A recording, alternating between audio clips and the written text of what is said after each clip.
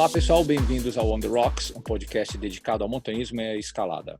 Eu sou Eliseu Frechu e nesse episódio eu converso com Mônica Pranzel. Mônica foi a grande responsável pela elevação do nível da escalada esportiva feminina brasileira no início dos anos 2000, encadenando diversas vias de dificuldade no Rio de Janeiro e na Serra do Cipó. Mônica, muito obrigado por ter aceitado o convite de participar do On The Rocks. Pô, é uma grande honra estar recebendo uma pessoa tão ilustre na escalada esportiva, no montanhismo brasileiro. Pô, quando eu comecei a escalar e começava a ir no Rio de Janeiro, eu sempre ouvia falar do seu nome, pô, a gente nunca se cruzava. Pô, foi muito legal a primeira vez que eu vi você escalando, pô, escala muito bem. Mônica, muito obrigado de novo por ter aceitado o convite, pela disponibilidade, pela disposição de trocar essa ideia com a gente e compartilhar as histórias com os ouvintes do On The Rocks. É um prazer encontrar velhos amigos. Massa. Mônica, conta pra gente como que você começou a escalar. Então, eu não fui assim mordida pelo bichinho da escalada, né? Eu fui assim insistida nessa história. Eu ia muito para um sítio de um amigo depois de Teresópolis, lugar chamado Poço Fundo, onde Tom Jobim compôs Águas de Março. E a gente ia, adolescente, assim, e o primo dele começou a escalar. E na frente do sítio tinha uma montanha, e o primo começou a levar amigos para conquistar vias lá. Era a galera do Clube Carioca. E aí a gente começou a ter contato, mas era aquela coisa meio distante. A gente via os equipamentos, achava tudo muito interessante, equipamento móvel, tudo colorido. Mas às vezes a gente até ia na base, até brincou uma vez ou outra, mas não passou disso. Aí mais tarde eu comecei a namorar um escalador, né, dessa galera, Marcelinho Braga, e esse meu amigo começou a namorar uma menina também. E aí a gente ia para lá para Poço Fundo e os namorados iam escalar e a gente ficava em casa. Aí até que a namorada do amigo, né, que era a Mônica Morena, também depois veio ser parceira de escalada, começou a querer ir. Aí eu falei, bom, vou ter que ir também, né? Não vou ficar sozinha em casa, não. Aí começamos a escalar. Aí foi meio assim. Mas era a escalada de aderência lá, né? Então era aquele escalada diferente depois do que eu vinha fazer, né? A gente ia, escalava lá, depois começamos a frequentar Urubu e por aí foi, né? Então era mais escaladas técnicas, fazíamos umas paredinhas de vez em quando, mas depois, mais para frente, aí que começou um pouco a esportiva, mas não tinha esportiva no Rio, né? Era pouquíssimos os lugares. A Floresta da Tijuca, né? Campus Escola 2000, tinha os ácidos. E aí eu me lembro que a gente foi para o Cipó uma vez e eu não consegui fazer nada. Foi assim muito frustrante, não saí do chão. Aí que eu acho que começou, não, tem que começar a fazer esportiva, né? Me despertou. O Marcelo estava muito, né? Dessa coisa do desafio, da dificuldade. E aí começamos a tentar as vias mais difíceis do Urubu, né? Eu lembro que era Urubu Sacana em 3 lições. Aí tinha que fazer, cada um fazia um trechinho, depois fazia outro, aí até sair. Acho que foi até a primeira via mais dificilzinha, assim, né? Mas ainda de top. Urubu Mestre. E aí ácidos. A gente começou a ir para os ácidos e ficar tentando lá os vias lá, né? Aí foi, porque ainda é, né? Difícil começar a fazer esportiva no Rio sem ter uma academia, né? Que quando você começa na academia, você já pega um preparo físico ali, né? Mas na rocha era bem duro, tinha que ficar insistindo muito, né? Eu me lembro que no início eu não conseguia ficar 3 segundos pendurada numa garra. Era o primeiro treino, assim, para tentar fazer uma via. E aí começou assim, meio na insistência. O Rio tem uma particularidade, né, Mônica, que as vias esportivas, até antes do Campus Escola 2000 e da Barrinha, sempre foram vias com um reglete pequeno, né, fazendo muita força em regletes pequenos, o que não só exige do braço, mas também muita técnica. Eu estava conversando com o Pita uma vez, ele me disse, pô, cara, o Rio é um lugar péssimo para você escalar esportivo, porque não tem parede negativa, não tem agarra grande. Pô, o escalador esportivo sofre muito no Rio de Janeiro, apesar daquele monte de pedra. Mas, por outro lado, pô, é um escalador que aprende a movimentar muito mais o pé, a parte técnica não é tão ogra quanto quem começa a escalar no calcário, né? Mas como que você lembra desse cenário? Vocês, na época, estavam contentes com a escalada e das pedras que vocês tinham ali, ou o sonho era ir para o Cipó? Quando a gente começou a fazer esportiva, realmente não tinha muita opção, né? Era Floresta da Tijuca. Eu sou bem grata por ter começado em escalada de aderência, né? Em agarrinho, urubu, porque comecei aprender a usar o pé, né? Que é fundamental mesmo na escalada esportiva, né? Quanto mais você usar o pé, melhor. Mas depois, pois é, e aí a gente ia para o Cipó. Eu não me lembro muito bem. Eu acho que a gente começou a ir para o Cipó antes de surgir a barrinha, né? A gente já ia bastante para o Cipó. Aí eu acho que a gente escalava em muro, né? Para né, ter força um pouco, mas a gente não tinha essa noção de treino, né? Que a gente tem hoje. Até hoje eu ainda não tenho muita noção de treino, porque eu nunca treinei muito. A gente tinha muro, né? Em casa, as pessoas tinham muro caseiro, porque não tinha academia. Mas era uma brincadeira, a gente se reunia. Eu gostava muito da social, de encontrar. Então, até o Marcelo, meu marido, ficava zangado que eu dizia que eu transformava a casa num clube, que ele gostava de treinar sozinho, né? Então tinha limite de gente que eu podia chamar. Aí a galera ia lá para casa e a gente ficava brincando. Aí era abrir vinha no muro e brincar de bota três, né? Para treinar, mas não tinha treino com cronômetro, que nem hoje, né? Fundamental. Você, para treinar, tem que treinar com o relógio. Não tinha nada disso, era uma brincadeira. E aí eu acho que a gente treinava mais, brincava no muro e ia muito pro Cipó. Eu me lembro de ir pro Cipó umas 5 vezes por ano. Assim, todo feriado a gente ia, acampava lá no início na Dona Maria, né? E depois no Camping lá da Zuma. Era bem roots o Cipó, assim, não tinha muita infra. Mas aí foi assim, né? Depois surgiu a barrinha, aí já foi, né? A gente teve mais um campo escola de vulto, assim, que aí a gente pôde desenvolver mais, né? Ter mais opção de escalada. Eu me lembro do Pita abrindo as vias, assim, eu indo muito com ele para conquistar. Ele abrindo e eu atrás, limpando e já tentando, que era tanta fome de via nova, de esportiva, que não tinha, né? Pô, eu conversei com o Tonto outro dia e ele falou assim, olha, a primeira vez que eu fui pro Cipó foi ele e o Edu.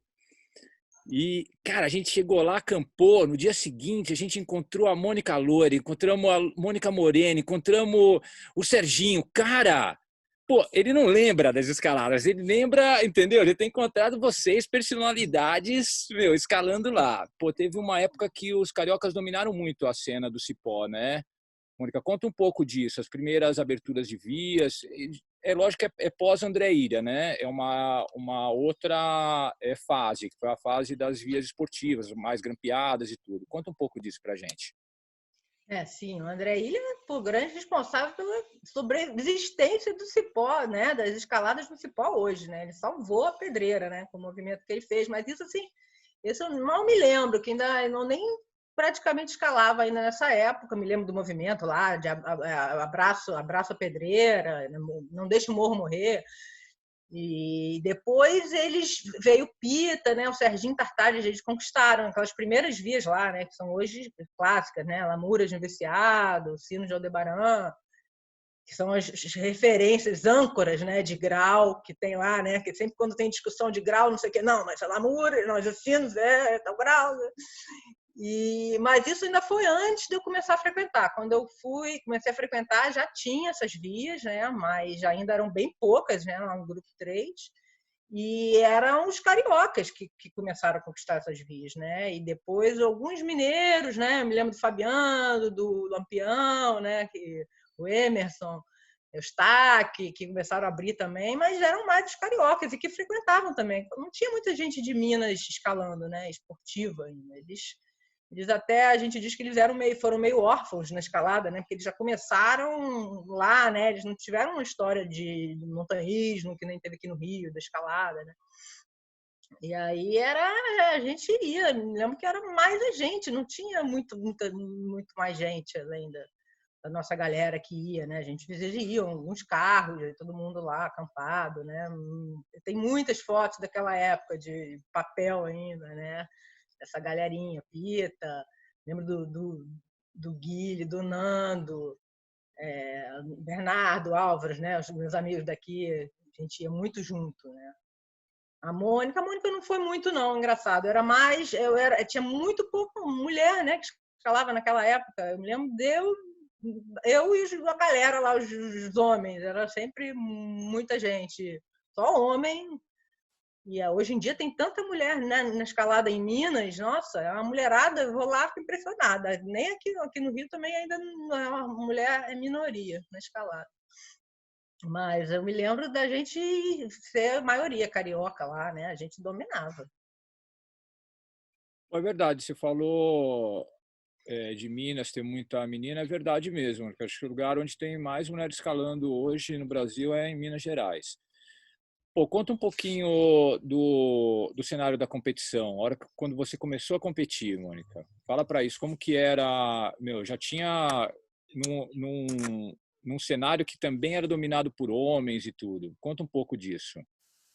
Sim, tinha muito pouca menina, né? Eu me lembro, até assim, eles falaram, você ganhava as competições, eu ficava assim, pô, ganhava porque não tinha concorrente, muita concorrente, era pouquíssima gente. Aí eu me lembro que eu competia, era a Rosita, que era sempre minha adversária nas competições. Aí tinha umas meninas que escalam até hoje, né? A Mara de Brasília, mas era mais nova na época, aparecia. Tinha aquelas irmãs, a Rosana, esqueci, que também participavam, que eram da Bai, né? Aquela marca de Daniela. roupa. Daniela.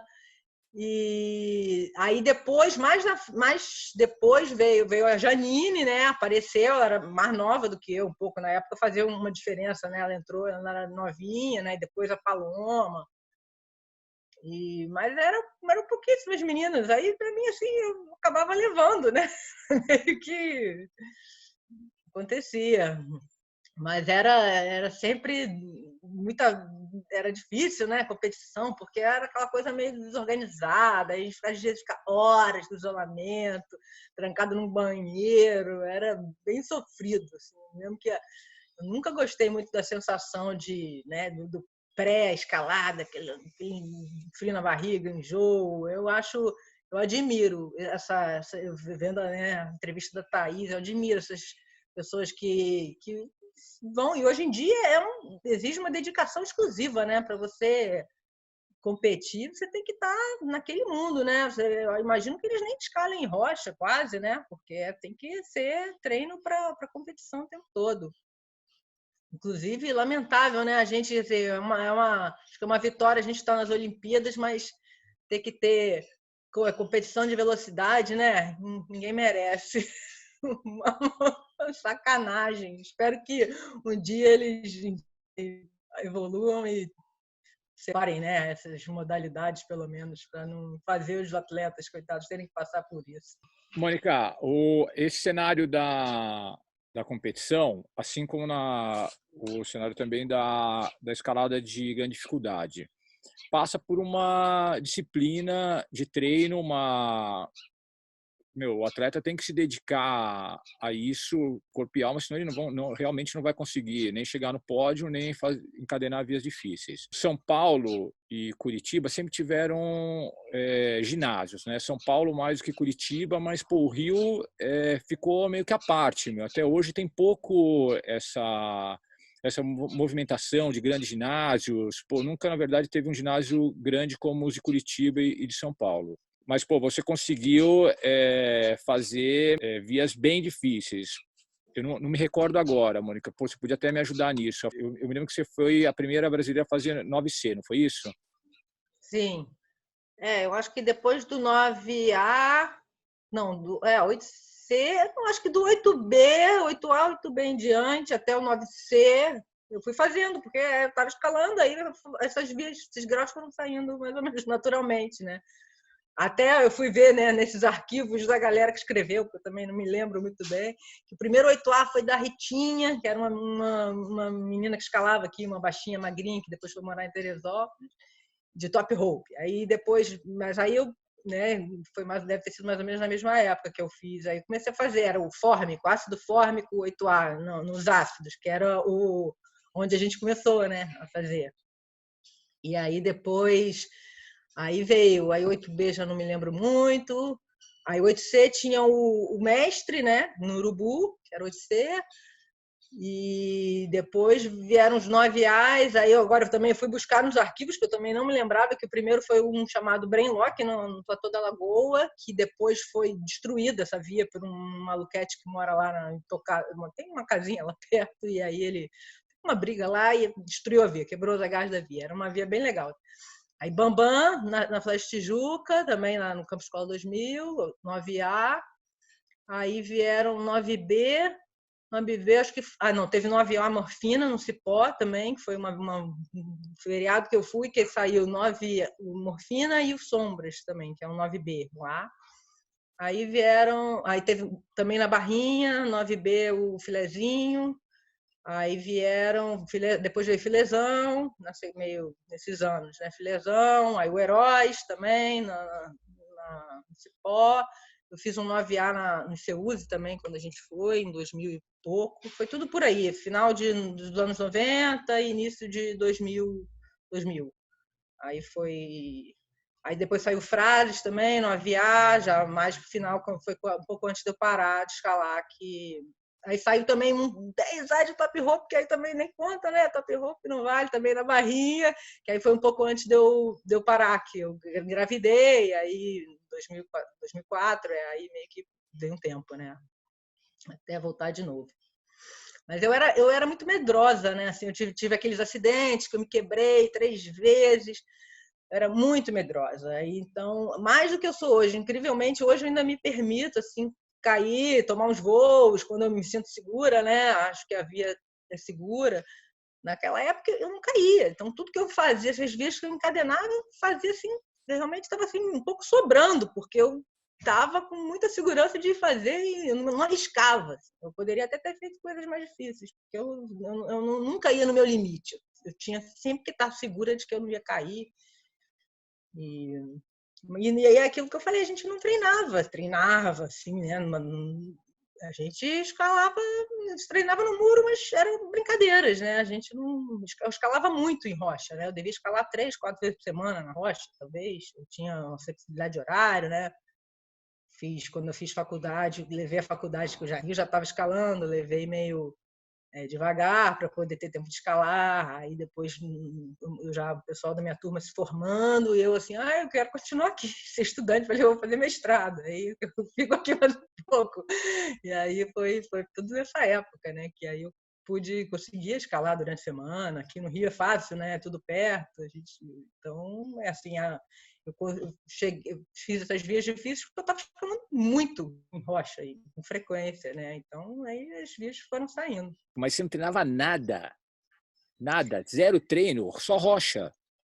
Não, tinha um pouco de muro em casa, mas era esse muro caseiro que era isso. O pessoal ia lá para casa e a gente ficava brincando no muro. Abria a via, ficava tentando, fazia aquele bota 3, né, de resistência, cada ia botando 3 movimentos até não aguentar mais. Mas não tinha, relógio não existia, não tinha essa, não, já descansamos, vamos entrar, não sei o que, era tudo brincadeira. Assim, eu acho que assim, eu tinha muito volume no fim das contas, né? Treinava em casa lá 2 vezes na semana, ia para a rocha 3, 4, escalava muito, né? Hoje em dia eu já não tenho nem mais muito essa motivação para ir tanto para a rocha, para os mesmos lugares. A minha motivação hoje é mais para viajar, assim, conhecer lugares novos, porque, puxa, ir para o Floresta Tijuca, entrar naquelas mesmas vias, 20 anos, Barrinha também. Até legal, mas não dá para ser com aquela frequência que era, né? Hoje em dia já gastou um pouco. Eu lembro de 2 acidentes que você sofreu. Não sabia que você havia sofrido 3, mas eu queria que você falasse um pouquinho disso e como que você fez para superar, meu.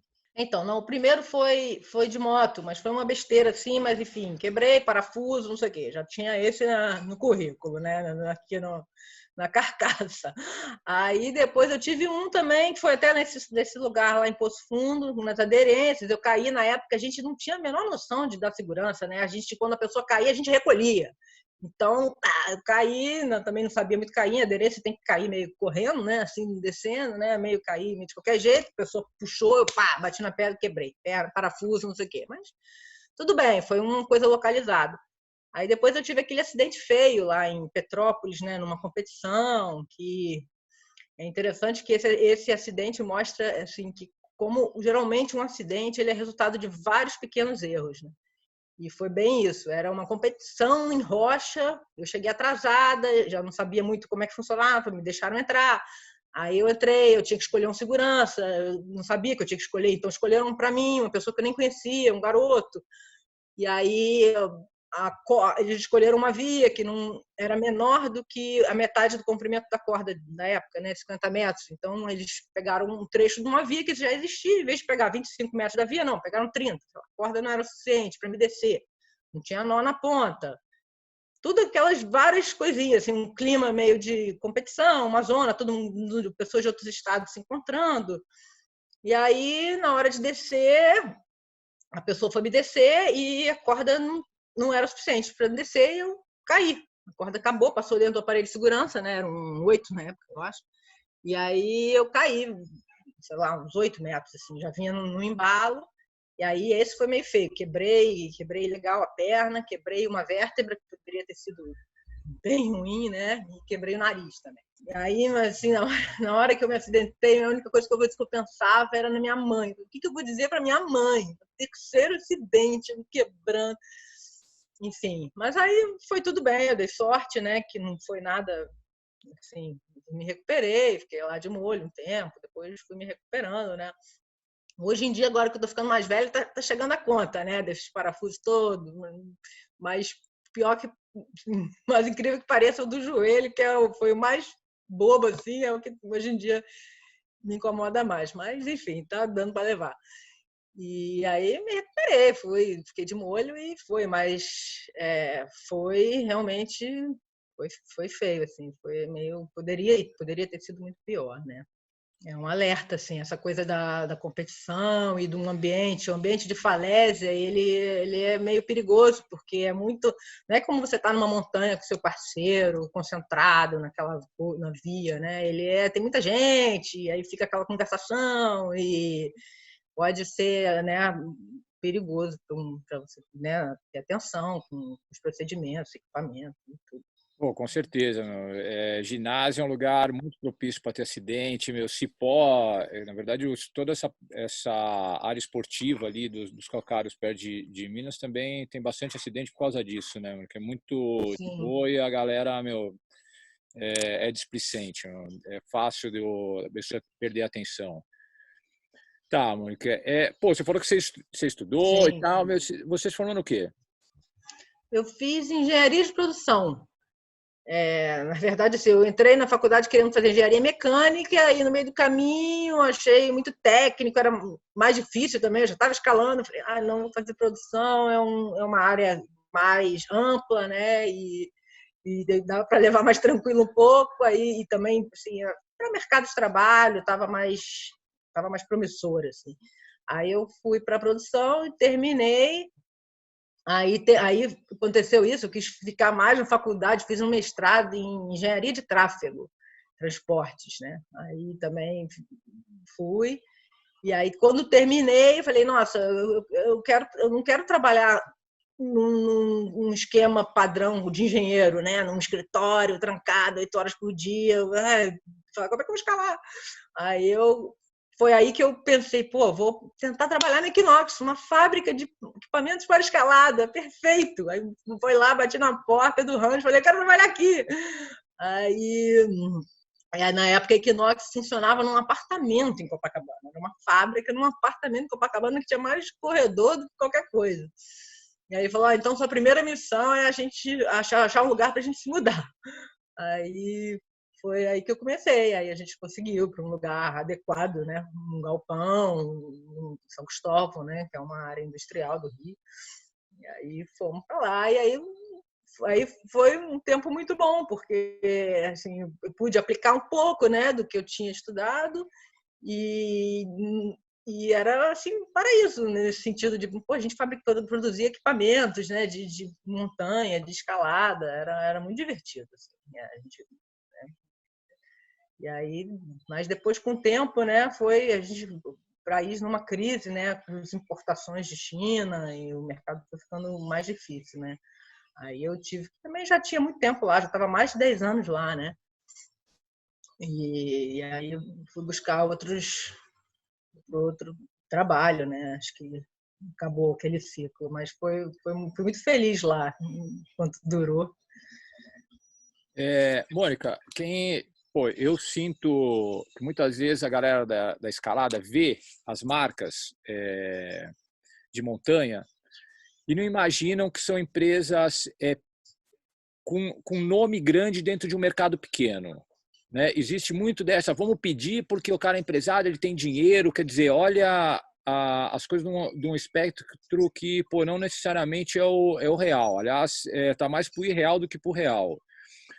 Pô, você não era assim dona da Equinox. Me fala como que tá dentro de uma empresa nacional que trabalha com montanhismo.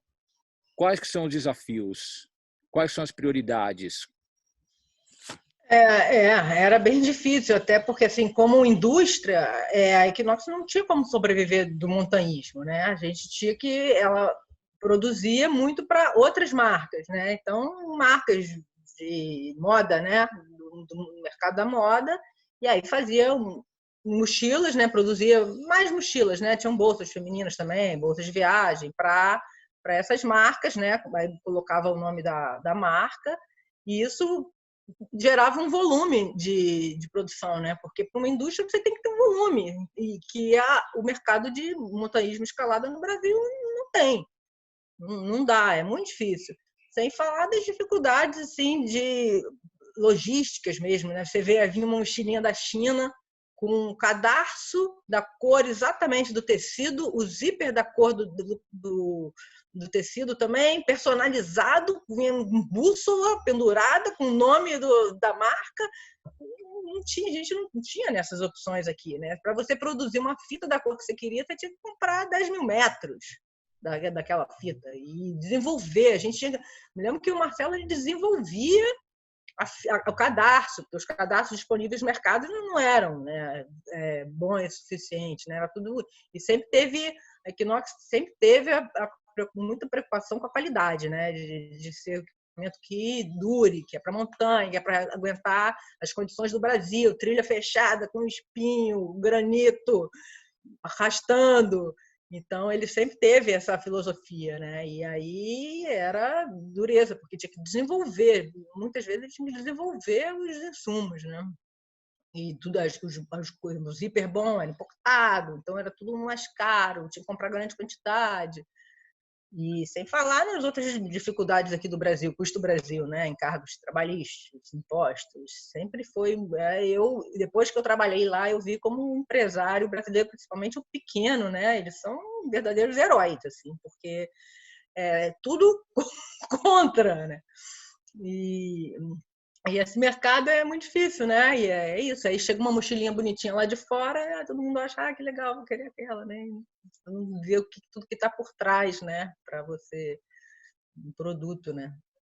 Pô, eu já ouvi, conversando com vários empresários, que seja o pessoal que importa, que seja o pessoal que, que produz aqui, né, Mônica? Que, na verdade, o consumidor montanhista, escalador, não é o grande consumidor realmente. É isso que você falou. É a outra marca de moda, que seja produzir um produto específico, ou que seja o cara que veste a roupa ou usa mochila de escalada para posar de escalador. Mas não é efetivamente o montanhista. E acaba sendo que é tirado de um bolso para colocar no outro, né? Quem dá a grana é a moda, mas pô, a maior parte dos empresários realmente coloca dinheiro na escalada que não provém da escalada. Sim, sim. Na verdade, a escalada era uma paixão, né? Do Marcelo Ramos, né? Que era o dono.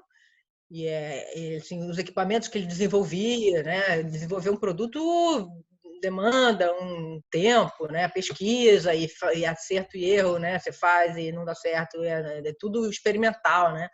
E aí ele fazia porque ele curtia aquilo, e era justamente isso. A moda era o ganha-pão, né? Da indústria, e que dava dinheiro para poder investir, né? Tinha já um mercado, porque a marca já tinha uma história, né?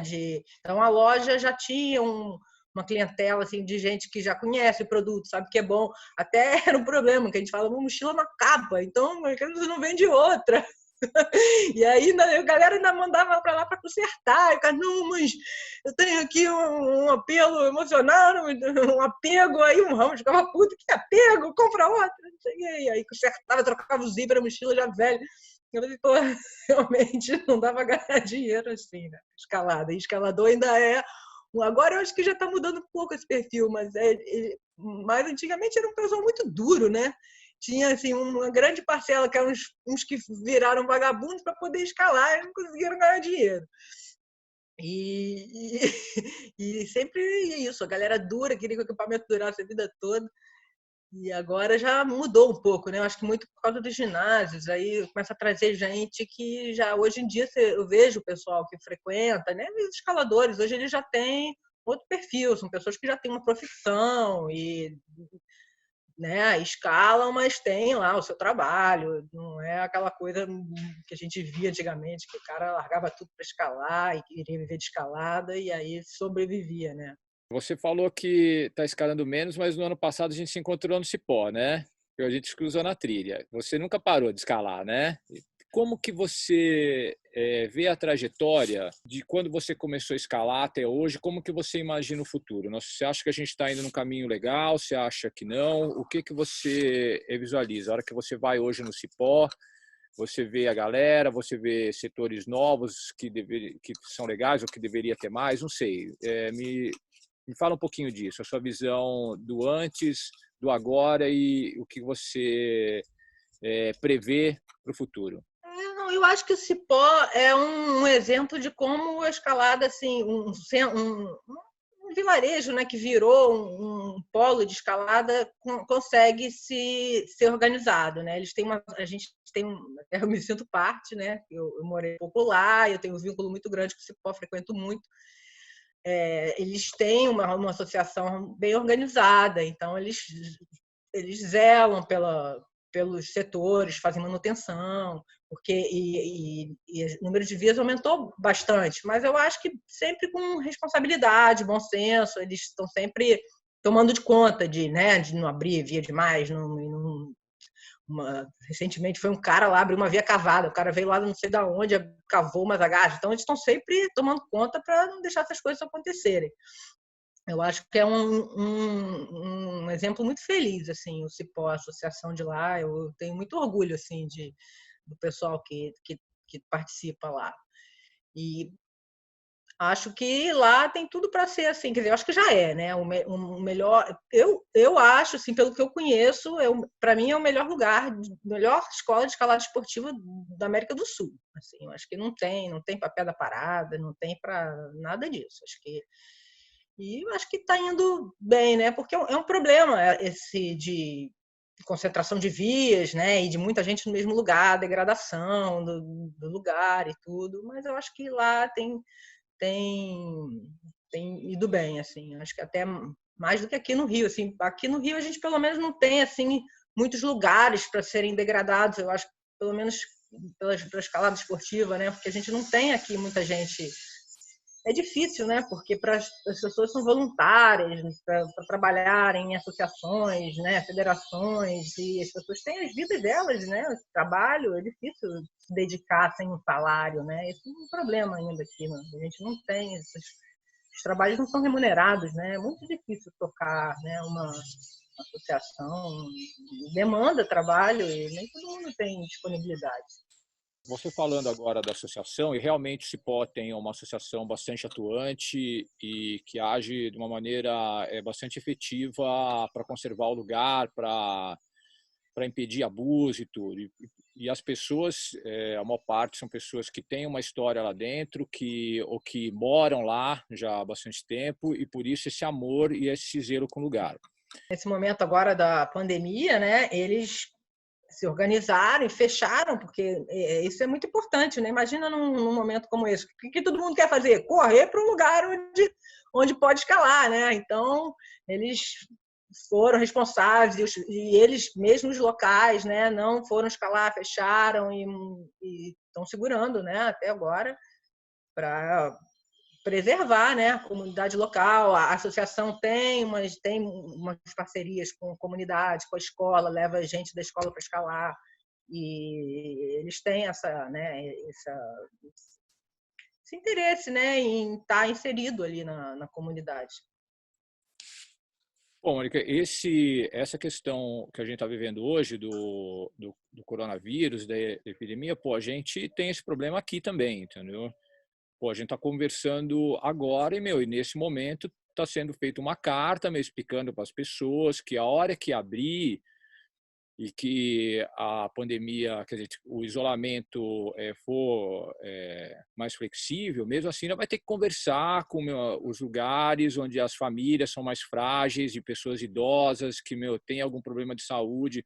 Isso é uma particularidade que só quem é local consegue sacar. Quem vem de fora, está passando batido na porteira, muitas vezes passa pelo proprietário e não reconhece. E também tem uma outra coisa, que a pessoa só saca depois de um tempo, que nem sempre a pessoa que vem de fora argumentando com o português correto e da forma mais efusiva, querendo escalar qualquer custo, enfim, querendo entrar com o cachorro, acha que ele pode fumar maconha lá dentro e tal, tudo isso, é diferente para o morador local, né, É muito, muito diferente. A gente já teve em São Bento vários problemas assim. Tá, mas o que eu quero chegar a te perguntar é o seguinte: um tempo atrás eu vi um documentário de surf, que não é novo, não, é bem, bem antigo, sobre o surf em Santa Catarina, que chama Restrito. Você chegou a assistir esse filme? Não. Pô, é um filme que fala justamente do localismo, entendeu? Pô, é o seguinte, velho, você botar a sua prancha aqui nessa água, mas tem que passar pelo nosso aval, entendeu? E, pô, sai a pancada mesmo. Você sabe, essas histórias do surf são bem famosas, né? É pancada mesmo, vamos te matar se você colocar a sua prancha na minha onda. E isso, em alguns lugares do Brasil, foi o que manteve os picos abertos até hoje. No passado, mais baseado em algumas pessoas, sempre tinha o xerife do lugar, não era geralmente uma pessoa bem vista, porque tinha que entrar em atrito com muita gente. Hoje, as comunidades estão se organizando, mais gente morando e tomando conta. Você acha que isso é legítimo? Você diz o quê? As comunidades Sim, você tomarem acha conta? que tem que ser imposto, se a pessoa não entender, tem que ser imposto na força mesmo, porque senão vai ser perdido, o lugar vai ser perdido para todo mundo. Sim, né? A associação, quem frequenta, né? Que está lá, que tem que representar, eu acho, a escalada, no caso, né? Porque é isso, quem está de fora não quer saber, não tem vínculo com aquilo, não sabe que aquilo é de alguém e que a pessoa está cedendo, né? Deixando passar e que você tem que se comportar bem e não deixar lixo, e não, né? Então, é para isso que, né, existem essas associações locais, elas têm que representar. E no caso até lá do Cipó, assim, quando eles resolveram fechar, né, assim, pô, mas e se a pessoa quiser entrar lá? Aí não, mas aí teve um decreto do município dizendo que não pode fazer as atividades de lazer. Ah, não, então tá, a gente está respaldado, porque tem até essa preocupação, né? Se o cara chegar lá e quiser entrar, você vai barrar ele na força bruta. Então, mas né, felizmente não precisou chegar a esse ponto, mas eu acho que sim, que inclusive essas questões éticas, né, que às vezes são complicadas, essa coisa de abertura de via, até cavar a garra, assim, de que é uma coisa banida, mas você tem uma comunidade local que aprova aquilo ali naquele lugar, gente, porque assim, vamos lá, né, impacto na natureza de uma garra cavada não é essa a questão, né, a questão é ética. Então, eu acho que eu estou de acordo muito assim com a ética do local, assim. Eu acho que as pessoas que frequentam, que cuidam, e tem que, né, ser ouvidas e que tem que ter voz nesses lugares. Realmente é um assunto em voga hoje no Rio de Janeiro, essa questão da garra cavada, né? Pô, as pessoas notam muito pouco que o simples fato da gente estar abrindo uma via, você está jogando um monte de agarra para baixo, está fazendo um impacto, você está causando uma modificação na rocha que, pô, pelo simples fato de você estar passando ali pela primeira vez, nunca mais aquilo vai ser o mesmo.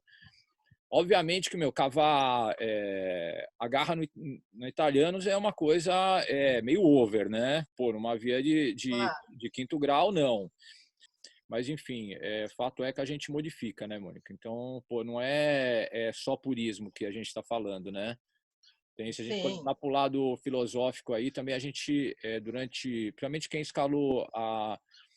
começou a escalar há mais tempo, né? A gente aprendeu muita coisa que não porque não, né? E não porque não, criança aceita até começar a pensar por si só, Pensar. né? Então, não porque não é resposta, né? Eu quero saber por que eu não posso fazer isso. E aí nem sempre há justificativa, né? Porque elas são bem rebatíveis. O problema é o excesso, né? Como que você vê isso? Sim. O problema é muito tal do bom senso, né? Que muitas pessoas não têm. Então, não dá para a gente contar com ele. Então, aí existem as regras. Então, por exemplo, a gente tem essa regra do direito autoral também, né? Então, não, a via do cara, o cara fez uma via super exposta que, pô, se cair, morre, mas ele fez lá e ninguém pode mexer porque é direito autoral. É legal? Não, mas é o melhor que a gente tem, né? Porque qual seria outra forma, né? Vai liberar? Não, então quem que vai julgar se pode, se não pode? Então, é a forma que a gente tem, né? E eu acho que é a questão das agarras cavadas também. Eu acho que tem que. Aí que eu acho que vai mais da comunidade local, né? Histórias lá no Floresta de Tijuca. Estava num contexto, na época não tinha essa coisa de que não pode, né? E até, assim, pô, eu me diverti muito lá nessa via, né? Ela tinha agarra artificial, que eu conseguia fazer, e tem uma parte só para cima, ótima. Então, depois veio, não, liberou, conseguiram fazer sem, tira. A mesma coisa no Urubu. No Urubu tinha uma via de plástico, não sei se você lembra, né? Pô, eles abriram, cavaram, botaram na garrafa de plástico, e depois, não, no Urubu não dá, né? Aí tiraram, então a gente vai aprendendo, né? Então, hoje em dia já se tem, assim, uma opinião meio formada, mas eu ainda acho que, por exemplo, tem alguns lugares, para toda a Lagoa, uma falésia urbana lá, base cimentada, as principais vias foram cavadas numa época que vieram os gringos fazer um workshop de campeonato. Eles cavaram, sei lá, em um fim de semana, não sei, alguns dias, criaram 4 vias que ficaram ótimos, por sinal, que até hoje são super frequentadas.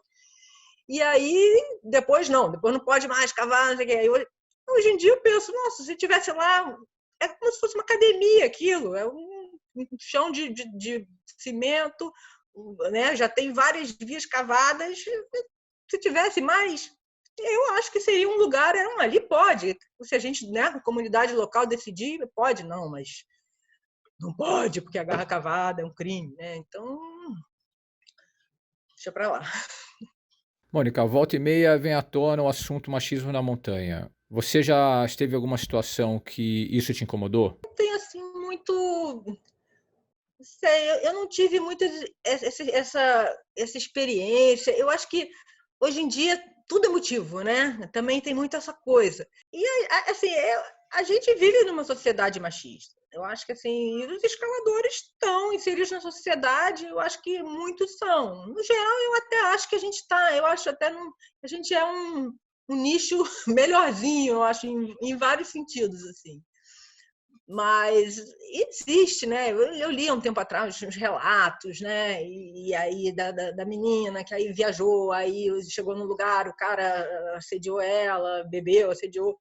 Gente, machista, mas porra, não, chega pra lá no cara e pronto. Também eu acho que tudo é muito, muito exagerado. Eu acho que a gente está num momento, é porque é esse momento que a gente está vivendo, né? De tudo, né? São gêneros, são isso, direitos. Então acho que fica tudo muito over. As pessoas acho que levam tudo muito a sério. Mas acho que faz parte do momento também, né? Então daqui a pouco eu acho que as coisas vão se acertar mais. Acho que existe realmente um pouco de machismo e tem algumas coisas que são até outro dia rolou discussão no grupo, você já tinha sentido, né? Então, se você contextualizar, assim, quando a gente ia escalar, então tinha, às vezes, o cara, ele vai e equipa a via, né? Porque é uma coisa meio de proteção do homem fazer, coisa mais difícil, mas às vezes é porque o cara escala mais, então é mais fácil para ele. E muitas vezes os caras escalam, quer dizer, no geral, os homens têm um nível mais alto que as mulheres, né? Em geral, se você pegar, né? Os caras, as pessoas que fazem as vias mais difíceis são os homens, normal. E aí as pessoas acabam transferindo isso como para uma situação de machismo e não tem nada a ver. São características do gênero, né? O gênero masculino tem mais força, então acaba que e tem mais homens escalando, então você vai ter mais homens fazendo vias mais difíceis. Então, um problema isso, gente. Não sei. Acho que muito mimimi também, né? Pô, Mônica, bem legal a nossa conversa. Eu te agradeço demais a disponibilidade, meu. Pô, foi muito legal. Legal, também agradeço, gostei.